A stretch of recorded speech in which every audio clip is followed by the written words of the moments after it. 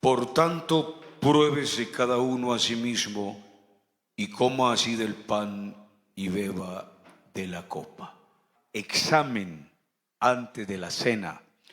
Yo quiero ilustrarlo, hermano, a través de este sencillo mensaje para que usted, si va a cenar, entonces lo haga consciente y con el pleno conocimiento que se debe de efectuar esta maravillosa fiesta.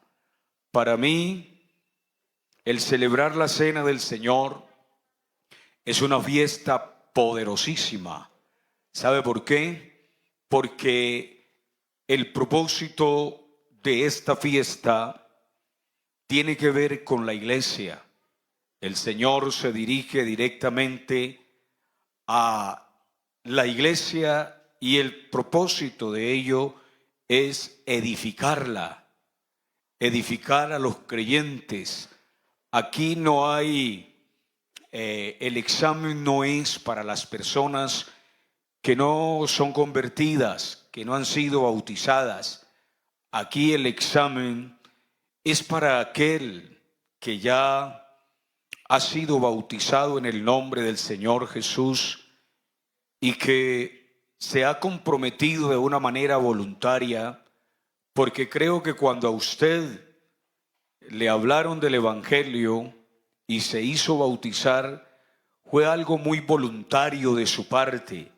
Entendió el mensaje y si no lo ha entendido todavía, entonces qué bueno que usted permita que la palabra del Señor alumbre su ser, porque a través de todas las predicaciones del pastor, de las directivas, Dios viene hablando.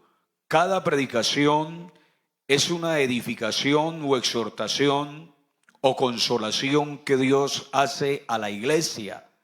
El profeta de hoy es aquel que ha recibido la capacidad y el don de exponer un mensaje emanado de la palabra del Señor Jesús con el propósito de edificar la iglesia colectivamente e individualmente. Porque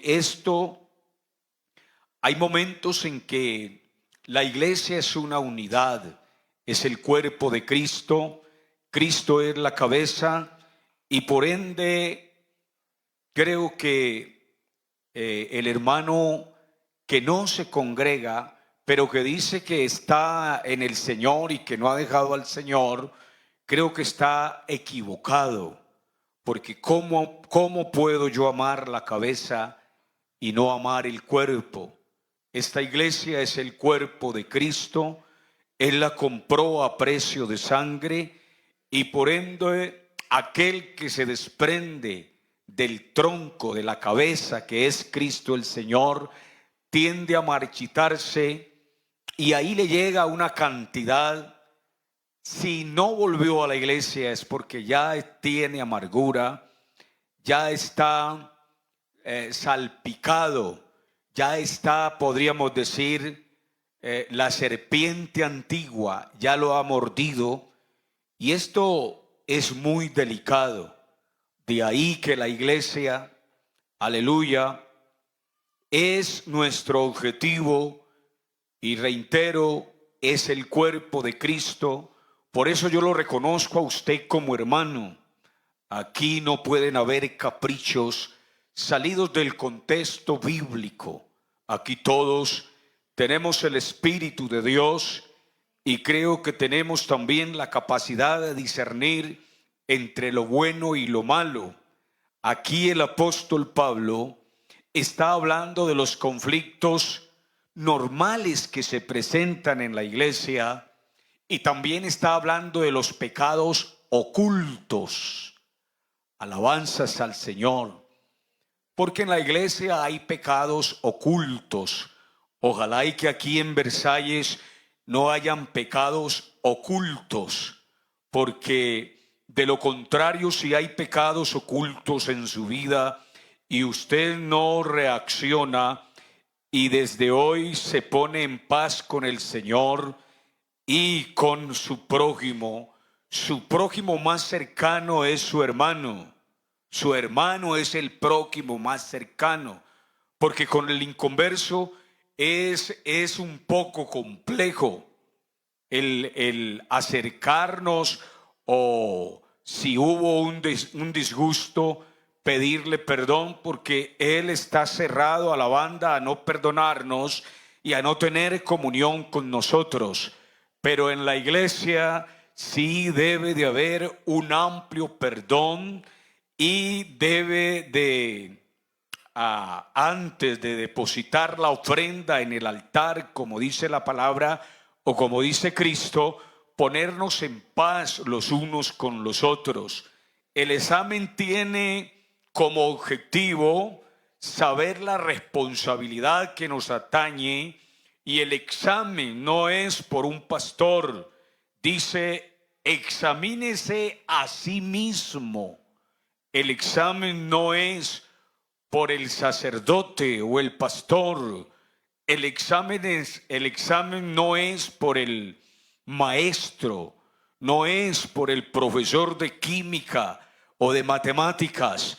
El examen lo debe de hacer usted mismo. ¿No hay alabanza para Dios? Y le voy a decir algo: cualquiera que se crea aquí muy humilde está en un error muy grande, porque eso lo lleva a no ver los lados oscuros que hay en usted y en mí. Aquí todos necesitamos, aleluya, ser alumbrados con la palabra del Señor Jesús, que es así, escudriña hasta lo más profundo de nuestro corazón y de nuestra alma. ¿No dice el salmista: lámpara es a mis pies tu palabra y lumbrera a mi camino? Ella es la que nos enseña, ella es la que nos ilustra. Por eso el salmista decía: amo tu ley más que todas las cosas, porque ella me enseña a transitar por el camino de espinos. Ella me enseña el favor y la misericordia del Rey de la Gloria. Ella me enseña, aleluya, cómo llegar a tener una íntima comunión con este Dios, dueño de esta iglesia. Alabado sea el Señor. Para que nuestra vida, y para poder cenar el miércoles, no es que usted va a dejar de cenar por cualquier niñería o por cualquier cosa insignificante. Por eso lo invito para que se haga el examen. Es un examen. Ahorita todo es exámenes. A mí me están haciendo exámenes de una y otra cosa, y es que para saber de dónde proviene la trombosis que está ahí en la sangre, que yo no sé qué. Y eso me llevó entonces a predicar la palabra del Señor y alertar a la iglesia. Es que el pastor es un anunciador, es alguien que está alertando a la iglesia, que lo está instruyendo, porque hay de pronto, entre comillas, ignorancia, o que pronto creemos que esto de la fiesta, de celebrar la cena del Señor, es algo muy transitorio, es algo muy usual, es una costumbre.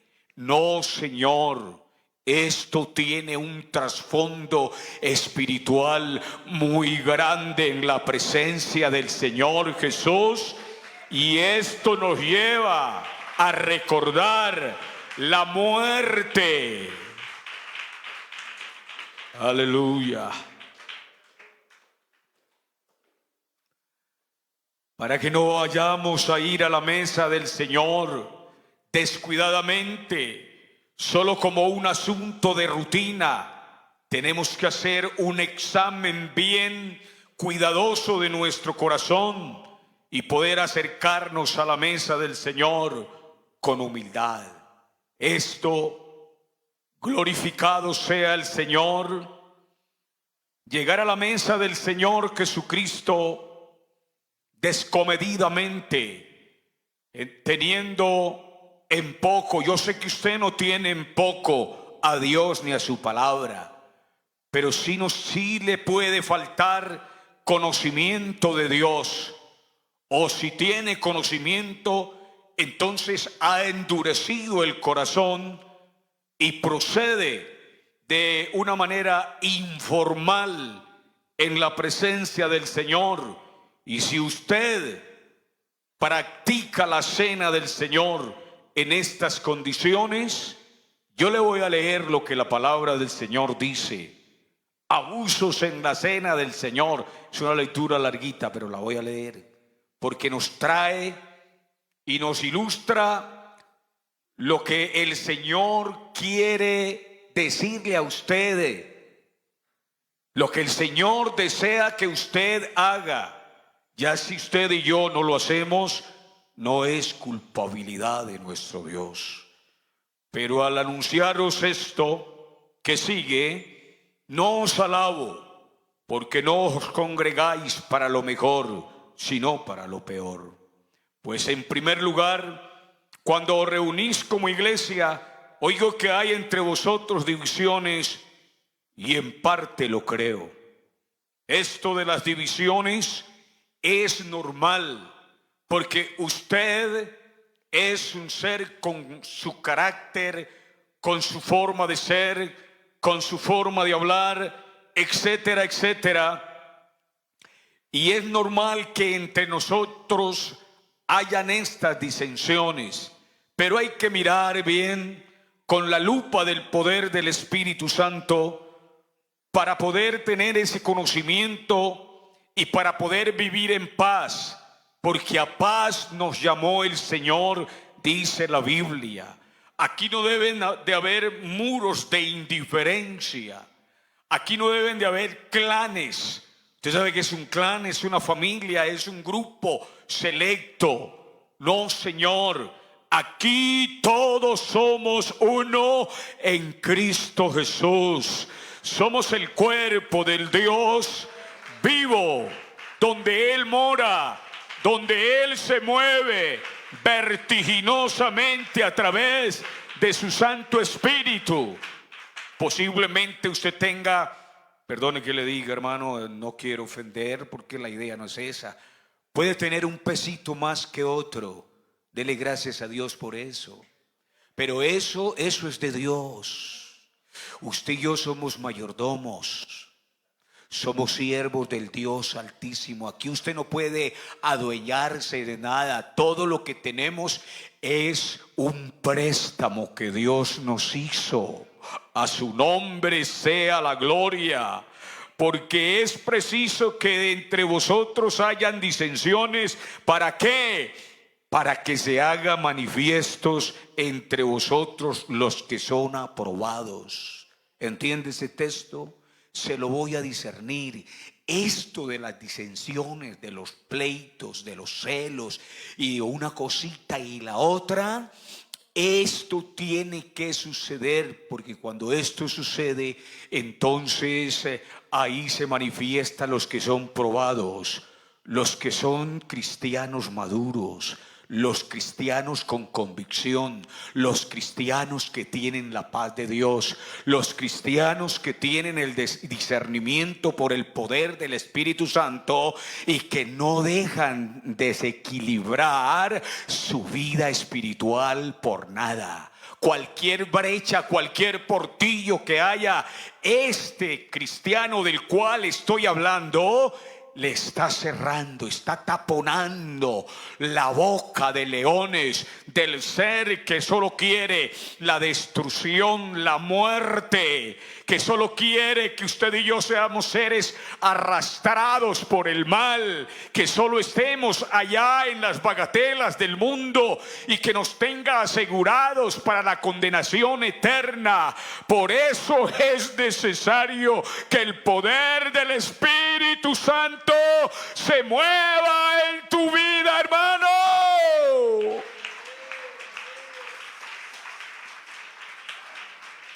Aleluya. Cuando pues os reunid vosotros, esto no es comer la cena del Señor. Vea, aquí estamos comiendo la cena del Señor, la palabra que un día se hizo carne. Esta es la cena del Señor. Pero el miércoles vamos a tomar los elementos, los emblemas, ese pan que significa, que simboliza el cuerpo de Cristo, esa sangre, aleluya, ese vino que tipifica la sangre que el Cordero derramó en la cruz del Calvario. Es una invitación. Nosotros no somos religiosos, no, Señor, ni tenemos sacramentos. No, estamos en una fiesta donde vamos a acordar, vamos a traer a memoria algo muy sublime que sucedió. Aleluya, hace más de 2000 años en el Gólgota, y fue la muerte y sepultura y resurrección del ser más sublime y más grande y más poderoso, llamado Jesucristo el Señor. Por eso esto debe de realizarse.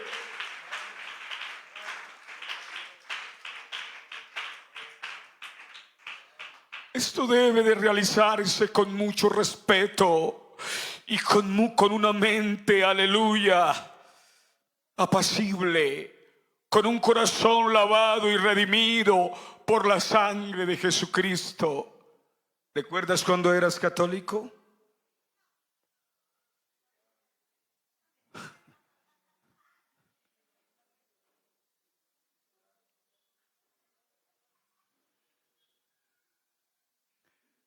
Recordemos cuando éramos católicos, simplemente era un sacrificio externo. Simplemente la palabra del Señor no hacía nada en nosotros. Es más, ahí dentro del templo, que todo esto debe de ser respetuoso también, ahí dentro estaba el enemigo y ahí estábamos planeando cosas adversas, cosas malas dentro del templo y en el mismo sacrificio llamado misa. Por eso nosotros, y por eso la palabra del Señor nos manda a nacer de nuevo.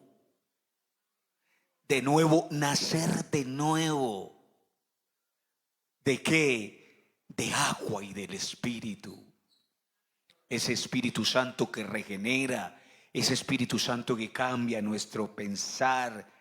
Mire, en estos momentos, en su mente y en mi mente se vienen pensamientos adversos. Sí, Señor, porque estamos en este velo de carne, en esta naturaleza humana, pero teniendo la fluidez de la palabra del Señor, tenemos el suficiente poder para poder evadir tantas cosas y meternos en la presencia del Señor. Hermano, ¿usted no cree que en la misma enfermedad mi mente tuvo pensamientos adversos? Usted, hermano, esta carne es incomprensible. Hay que tenerla ahí quietica, ahí. ¿Sí me entiende? Como cuando hay un enemigo. Bueno, no voy a hablar eso para no traer a colación cosas pasadas que no son buenas. Pero el enemigo Satanás, que recuerde que fue un ángel, el querubín admirado, el serafín admirado, el general de 5 estrellas. Recuerde que este hombre estaba muy cerca de Dios. Todos los ángeles y los rangos le obedecían a él. Por eso el poder debe de ser para dirigir, debe de ser para enseñar, debe de ser para guiar. El poder no debe de ser buscar la gloria propia. El poder y el liderazgo son dos cosas diferentes. El liderazgo enseña, corrige, da ejemplo de lo que la palabra del Señor dice. El poder añora más poder. El poder es dañino porque es autoritario. Usted lo hace y si no sucede esto y aquello. No, Señor. Aquí todos somos siervos del Señor y el único potestativo para rendirle la gloria y la honra y estar cerca de Él, diciéndole: Señor, ¿qué tienes para mí? ¿Qué es lo que yo estoy haciendo? ¿La misión la estoy cumpliendo a cabalidad o qué me falta? ¿Qué sucede en mi vida? Yo quiero que usted alumbre mi vida y mi camino. Yo quiero reflexionar, yo quiero cambiar. Yo quiero que usted haga algo en mi vida. Qué bueno cuando uno se dispone así. Porque yo también tuve mis decadencias, claro. También tuve 4 años solo. O sea, sin novia y sin esposa. Y habiendo venido de un mundo de pecado, de maldad, de tantas cosas podridas de ese mundo. Sin embargo, tuve mis momentos ¿qué le digo yo? De tristeza, de amargura. Porque de todas maneras, como seres humanos, necesitamos unos complementos. Y uno de ellos, ¿sabe cuál es? La costilla. Sí, claro, la ayuda idónea. A que los jóvenes, ¿qué necesitan los jóvenes? Coménteme. ¿Necesitan droga? ¿Necesitan alcohol? ¿Necesitan rumba? Por ahí de vez en cuando usted se escucha los vallenatos. Pero cristianos, ¿cierto? Hay vallenatos bonitos cristianos. Sí. ¿No le gusta el vallenato? No, la música es una cultura. Usted va a la costa y la saturan de vallenato. Y los costeños vienen acá y los saturamos ¿de qué? De rancheras. Sí, señor. En Antioquia es famosa la ranchera. El amor de Jesús es hermoso. Gloria al nombre de Jesús. Para poder venir a la mesa del Señor inteligentemente, sabiendo que va a la mesa y por qué va a ir a la mesa, porque hay un por qué, hay para qué, para quién. Eso hay que aplicarlo. Usted cuando vaya a cenar el miércoles va a decir: ¿por qué yo voy a cenar? ¿Y para qué voy a cenar? Alabanzas al Señor. Que no sea como cuando yo era católico, claro, practicaba los viernes. Sí, Señor. De pequeño me sentaba en la gradería. No es que había unos altares que tenían unas graderías así. Y yo me sentaba ahí cerquita del sacerdote. Yo cantaba: yo creo en ti, Señor. Yo cantaba, claro. Oiga, la vocación de amar a Dios, eso está desde pequeño. Eso está desde pequeño, sí, Señor. Como también uno ve en muchos jovencitos la rebeldía y que no quieren saber nada de las cosas de Dios. Hay poder en el nombre del Señor. Se trata de una fiesta, por tanto es propio preguntarse: ¿tengo vida espiritual?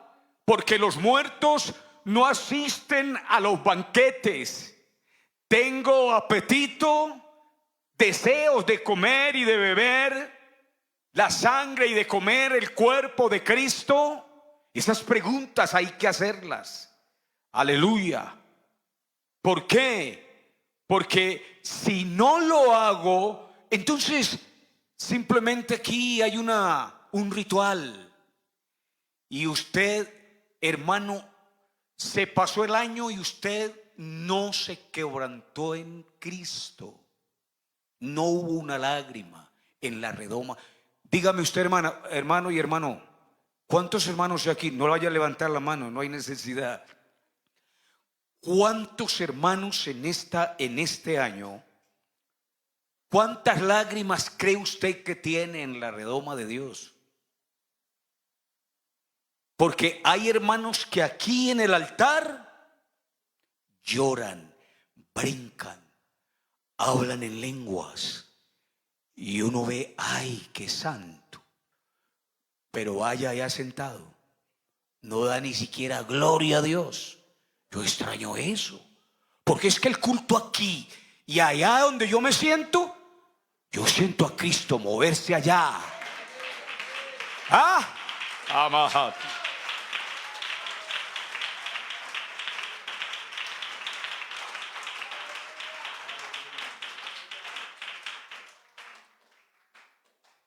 En la cena del Señor, Jesús nos manda a recordar el sacrificio de Él en la cruz del Calvario.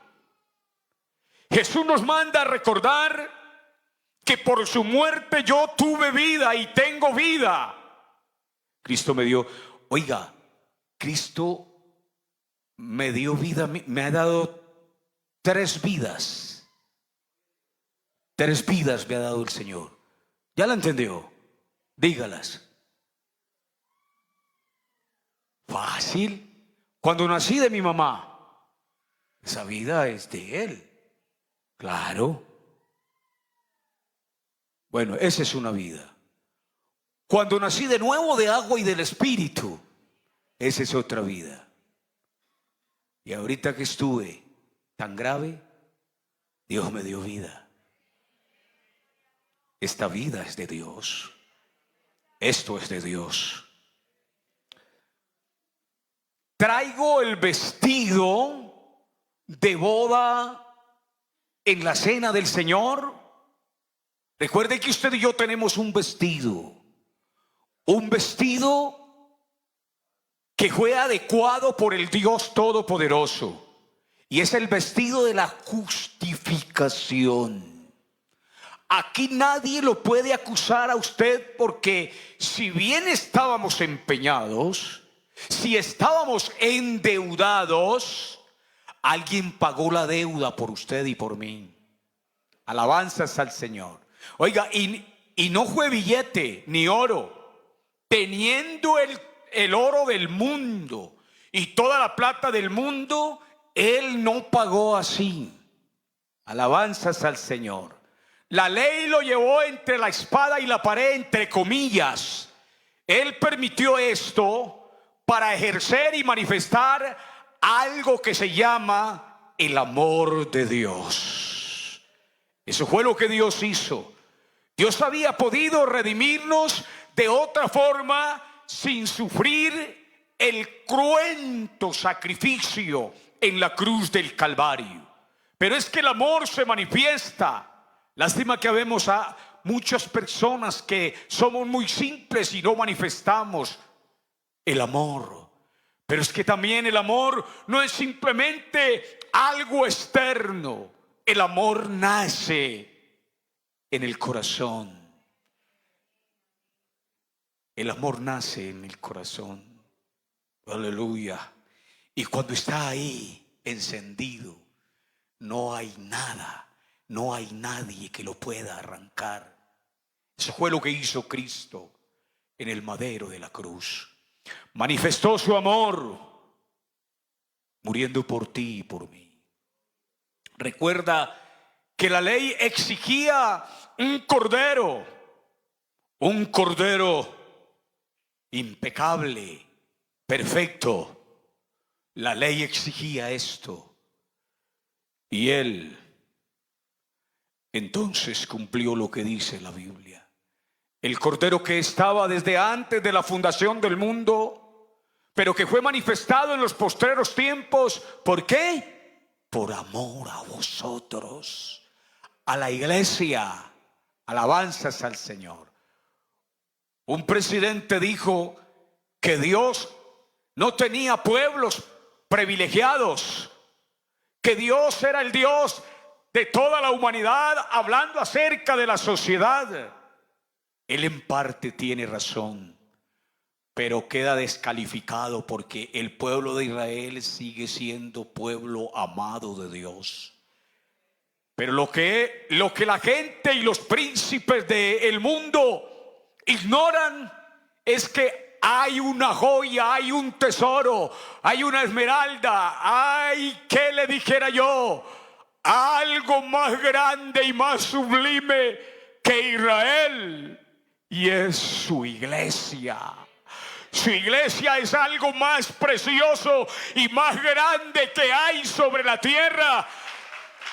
Y los principales y potestades del mundo ponen la mirada en la historia y en lo que es el pueblo de Israel. Respeto a Israel, honro a Israel entre comillas, porque sin Israel, entonces los gentiles no estaríamos aquí. La iglesia no estaría aquí, porque eso es un plan complementario. Eso es un plan de Dios concertado. Israel, imagínense que a Israel Dios le dio las promesas y la escritura, aleluya, la palabra del Señor está en Israel. Nosotros, ¿sabe quiénes somos nosotros? Esa viuda. Somos la viuda y somos aquella mujer sirofenicia que llegó a la mesa a clamar y a decirle al Señor que tuviera misericordia de ella. Y el Señor, como buen judío, aleluya, respetando los principios judaicos, porque el único que cumplió la ley es Cristo nuestro Salvador, se atrevió a decirle que el pan no era para los perrillos, sino para los hijos de Dios. Hermano, ahí está la humillación suya y la mía. No seamos altivos. Trabajémosle a este ser para que haya humildad en usted y en mí. Esa mujer, ¿qué fue lo que contestó esa mujer? Aún los perrillos comen de las migajas. Aleluya. Alabanzas al Señor. Ahí hay una expresión de humildad. Pero sabe que en la mesa que el Señor nos ubicó, no caen migajas. Él nos ha puesto en una mesa. Sí, Señor, ha avergonzado a los príncipes, ha avergonzado a todos los que hay a nuestro alrededor y ha puesto una mesa. Nos ha dado una cena especial.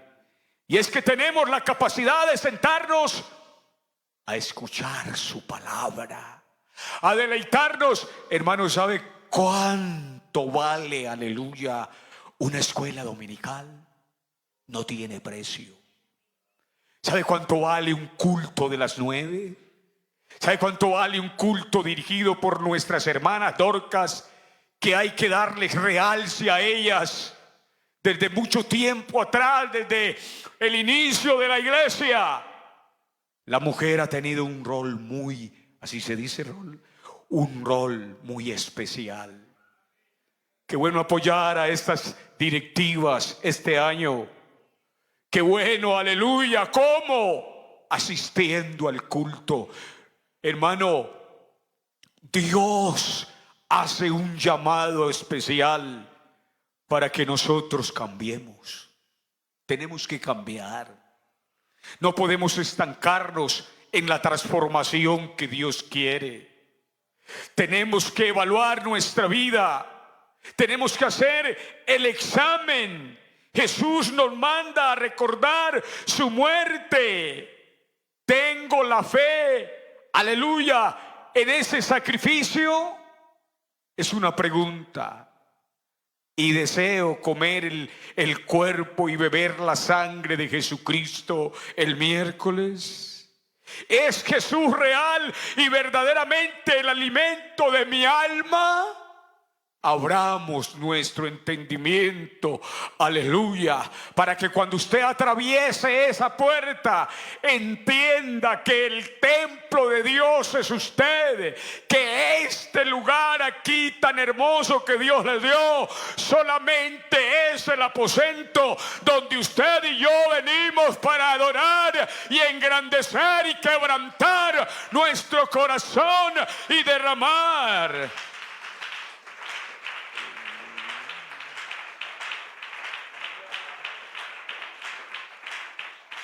Aleluya. Aleluya, Señor. El quebrantamiento de corazón lo hace solamente Cristo. Quebrantar nuestro corazón en la presencia del Señor no es cobardía.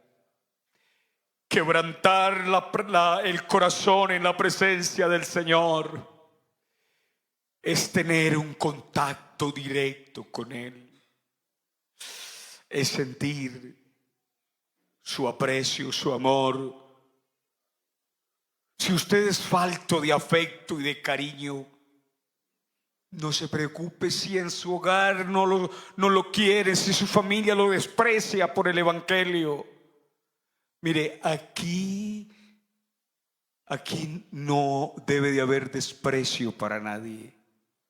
Porque también a veces nos ideamos eso.